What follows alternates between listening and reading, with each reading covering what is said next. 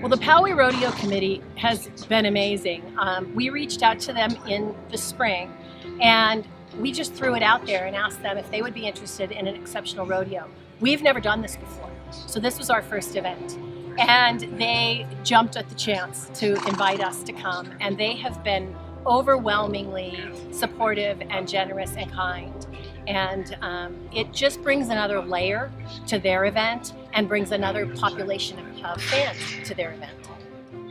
Well, the inspiration for our exceptional rodeo is our son Sam, who the nonprofit was named after. Sam was granted a Make-A-Wish trip in 2011, and he was able to participate and go to the George Strait team roping in San Antonio, Texas, where we also went to Morgan's Wonderland, which is an all-accessible theme park for children with disabilities. And rodeo is just a part of our lifestyle. My husband is a team roper and competes in team roping events. This event is very special to me because I'm friends with Deborah and Buck, and I just want to support their foundation for their son. I had a similar experience with my son, and I just like to be able to give back to kids and let them have some good times in their life.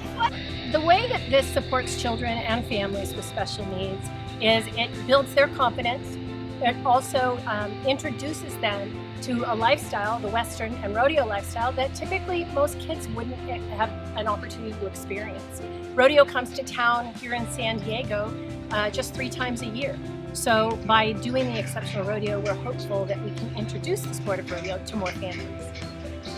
What we've done is we've just created adaptive events for children who have limitations. And that's kind of how we like to do it. Well, I like to participate in this rodeo because I love horses and animals, and, well, Smokey over there too. It's my favorite kind of rodeo. Probably the thing that gets me the most is his unconditional love. He wasn't shy. He'd go up and talk to everybody. I think that's pretty special. He would, and you know that kind of goes back Not to talk, just grab, I should say. that he spoke in his own language. Yeah. But that brings me back to talking about how everyone is more alike than different. He didn't care if you had 2 heads or no head. Although there were many times where he wasn't included in play on a playground or in a public space because he looked different or acted different than a typically developing child. He taught many lessons.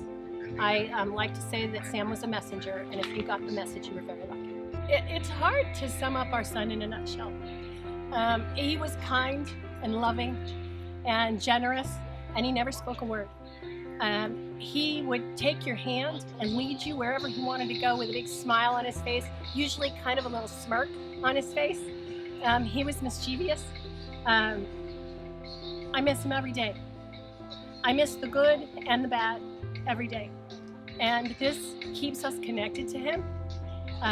It introduces us to special needs families and helps us just share the love in his legacy. This is Sam's legacy.